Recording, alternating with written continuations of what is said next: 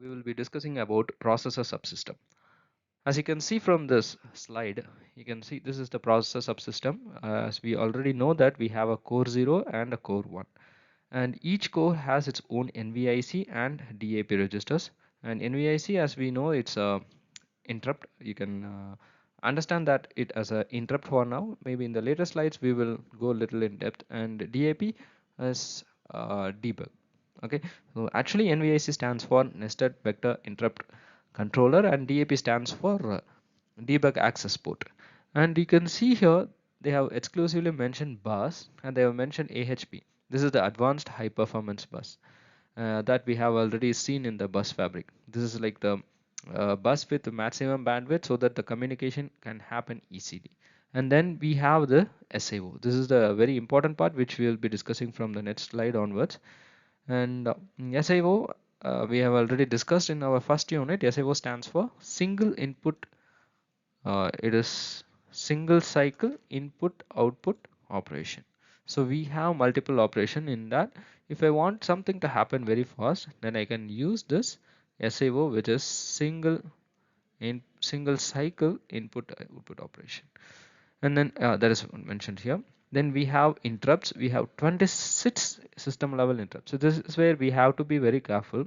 When they say system level interrupts, they are talking about RP2040. That is our microcontroller.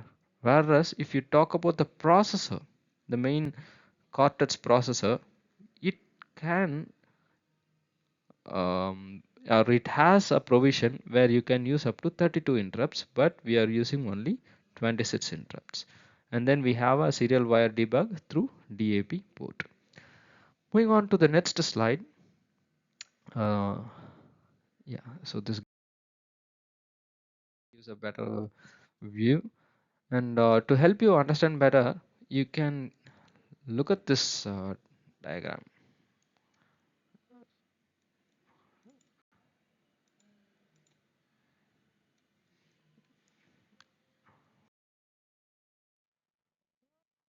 Right. Now moving on, SIO, single cycle input output.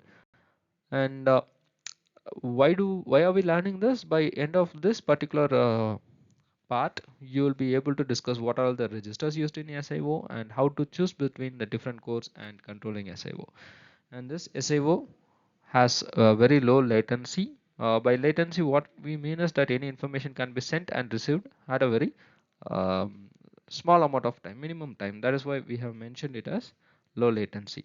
And then uh, they have mentioned deterministic access to the processors. So this word deterministic is very important. It mentions that you can have a determined access to the ports so that we can carry out every operation in a single cycle, and all the input output ports and read and write can be done using SIO. See, let's say we are connecting a sensor. Okay, let's say we are connecting a photodiode to a particular GPIO, let's say GPIO 0.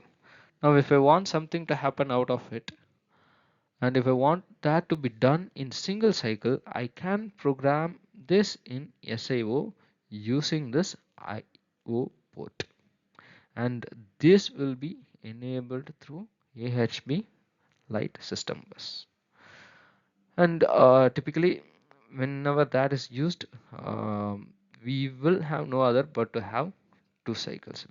Our intention is to get things done in single cycle, but due to the transportation we will lose two cycle when we do load or store, but the execution can happen in single input output, right? And this is the internal diagram of SIO. You have core 0 and core 1. You have CPU identification registers, then you have GPIO control registers here, then you have hardware spin lock, then you have some dedicated hardwares to do the computation. So if you take any computation, usually it will be done in the processor, right? You have a microprocessor. We have already discussed that it has ALU, which stands for arithmetic and logic. So this is where the computation usually takes place. You give an input, you get an output. So whatever information you're given gets computed and you get as an output. But here our intention is to get single input out, I mean single cycle. The operation has to be done in single cycle. So what we have done is this scientists, they have added few hardware in addition to the processor. So you have a microprocessor here. In addition, you have a integer divider. You also have interpolator. So while this does some operation, this can also do some operation, this can also do some operation. So that way you get things done simultaneously. You get things done simultaneously, so we can make sure that our operation can be done in single input output cycle. Now these are the few registers that we use in our RP2040. So you can see we have CPU ID. CPU ID is the first register in the space. This will tell which core is going to make use of the SIO. Core 0 reads a value 0, that is in the CPU ID. If we give the value 0, it will consider core 0. If we give the value 1, core 1 will be read. And then we have a GPIO control. So GPIO control is to control how you are going to use the GPIO, whether it is used as a output or input. In certain cases we will use the higher bits, that is a bits between 26 and 29. So if you want to use these higher bits, you can use that specific register. And then we have another set of registers to enable them as output. And then we have input registers, which will when we set some value, you can set this as input. And followed by that, we have hardware spin locks. So hardware spin locks. So hardware spin lock is a mechanism by which we can help the processor share the resources. See, we have multiple resources that is spread across the entire microcontroller's memory.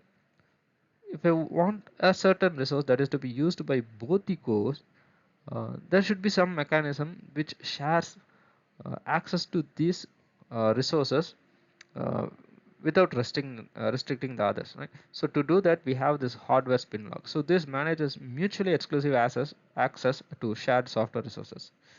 So generally it should be used for short critical session, because both the processors should complete their process. If a particular information from a particular register is to be accessed by both the processors, and this hardware spin locks comes into the play, and it will set a time, and within that time it will allot the resource to one particular core. After that time gets over, the access will be shared to the other core, right? So we have two signals. One is read. It will try to attempt it will attempt to claim the lock, whereas write, it will release the lock. So it is completely controlled by this external hardware called as hardware spin lock.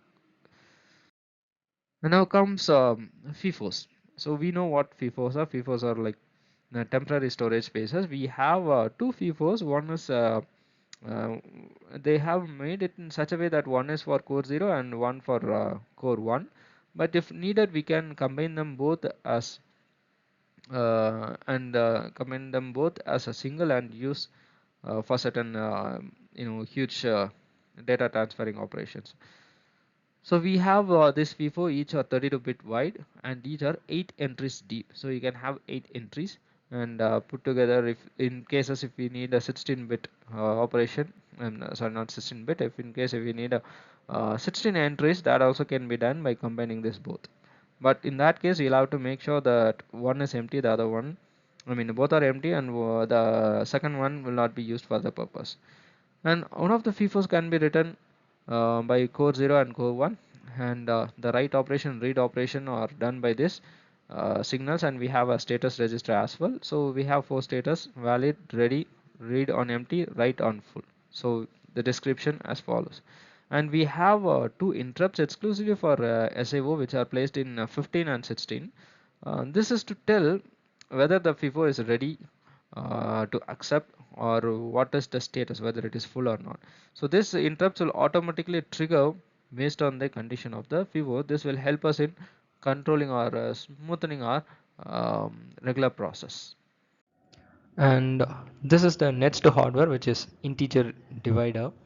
As I explained previously, in our SIO we have dedicated hardwares to do some computation, and in addition to the processor 0 and 1.